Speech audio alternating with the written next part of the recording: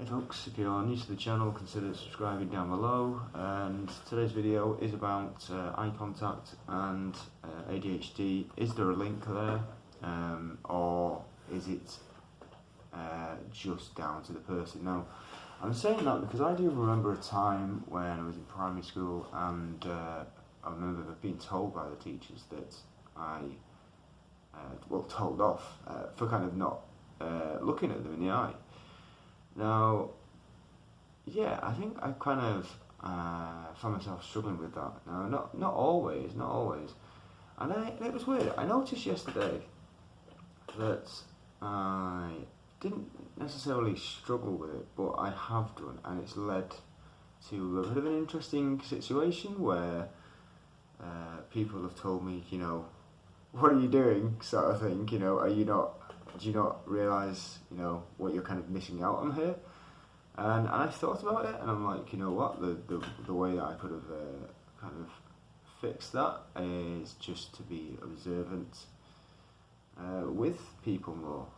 Now, as I say, I do remember kind of being told in primary school that I had a bit of a problem with it, and I think I've always had a problem with it, really, and I think it kind of goes down to feeling like you're being criticised, perhaps.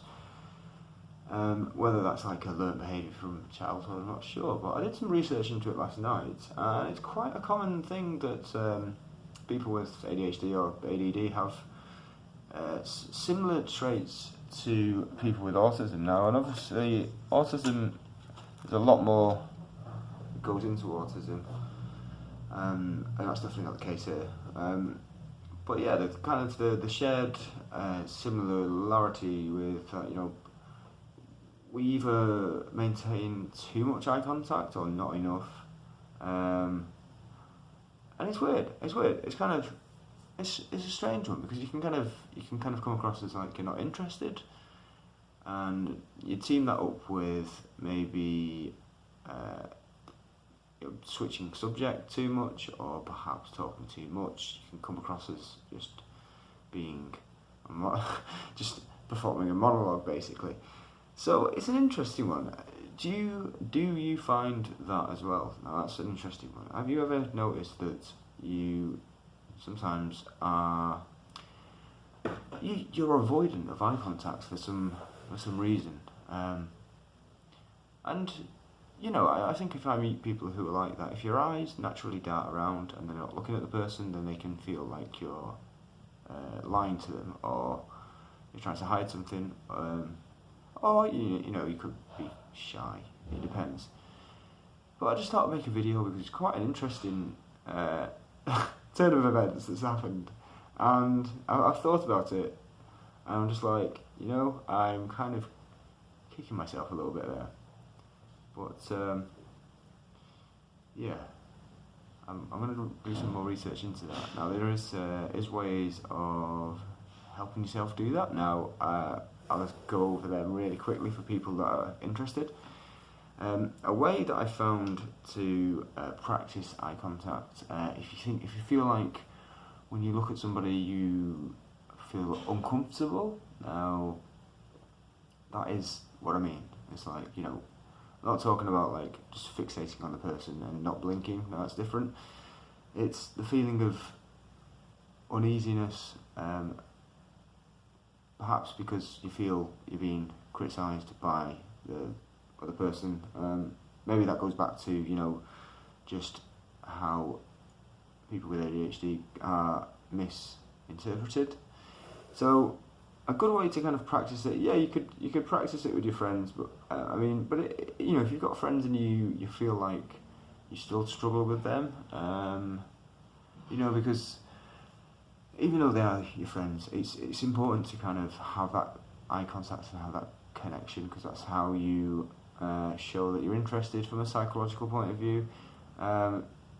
If your friends understand the way that they are, that's perfectly fine, but for those who want to kind of maybe practice it, an interesting technique that I found is to watch the news, and as the person is talking, look directly at them and try to spot moments of when they stop talking, gaps, natural gaps, or when the sentences are just about to come to the end, then you can kind of look away a little bit and then come back. I think most people can understand how to interact in this way, but me, I have found it sometimes incredibly difficult to do it. I'm processing some sort of thought in my head, and I can't, for whatever reason, bring myself to even look at the person. And it's really interesting because I've noticed that pattern with certain other situations as well. So I did some research into it, and I think really it's just a matter of practice and doing it, and then kind of building up that connection with people. And I think for me it's kind of hard not to just be too intense, if that makes sense. It's kind of, I guess, what you could do in that situation if you do feel a bit tense and a bit uneasy, I guess, to maintain that kind of soft focus, is just to kind of soften your jaw, soften your face, and naturally your eyes will soften. There's nothing worse than wide eyes when you're talking to somebody. Why am I saying that? It's because I do it. Okay, cool. So that was it. Just a random little video, and if this can be helpful, I know there's some people out there on the channel who are in a similar situation, and the reason why I'm doing it is because I have spotted myself doing it, and it's put me in a bit of a not tricky situation, but a situation where I'm kind of now kicking myself, and I kind of thought about it, so I thought I'd kind of share it, and maybe it can be helpful in some way. So yeah, check out the other videos if you're interested in that, and check out my other channel as well, which is kind of more to do with more random adventures, and that is the I can't remember it. Oh my god, I need to go and look it up. It's a very let me just double check, because I think I got the channel wrong last time. That was it. So it's Instagram, YouTube, The World in Ginger, and that's just simply just my little random channel of random stuff. Cool. Alright, I'm gonna head off because I need to go to work. See you later.